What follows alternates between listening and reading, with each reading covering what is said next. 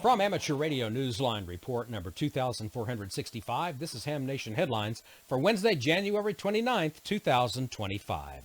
The body of an accomplished skier in Colorado was found with the help of a personal device known as an avalanche transceiver, 4 hours after he became buried in the snow.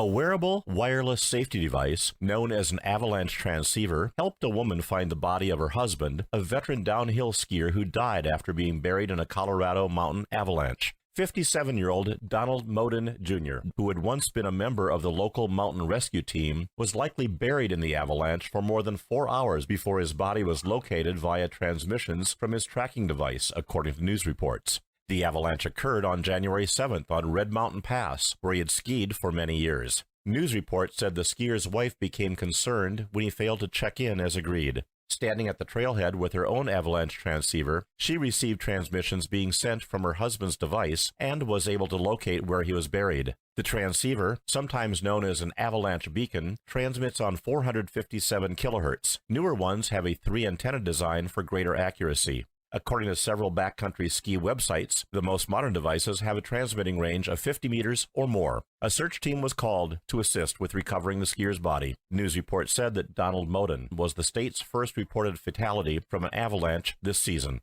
This is Kent Peterson, KC0 DGY. The Lake Placid Olympic Museum in northern New York State is receiving a donation that is more than just images and memories. This gift contains history. It has been 45 years since the Winter Olympics were held in New York State's Adirondack Mountains. That year, the athletes weren't the only ones making an Olympic effort. 21 amateur radio operators followed the 1,000-mile route of the traditional Olympic flame as it was carried north along the east coast of the U.S. starting on the 31st of January, 1980. Along the way, hams in each local community helped with the safety and logistics as the torch relay team passed through. To mark the Olympics anniversary, one member of that team, Bob Josaway, WA3PZO, has donated some 100 magazine and newspaper articles documenting the 10-day run itself and the amateur radio's involvement. There are also 350 35mm slides that are being digitized, so the museum can add these images to their collection too.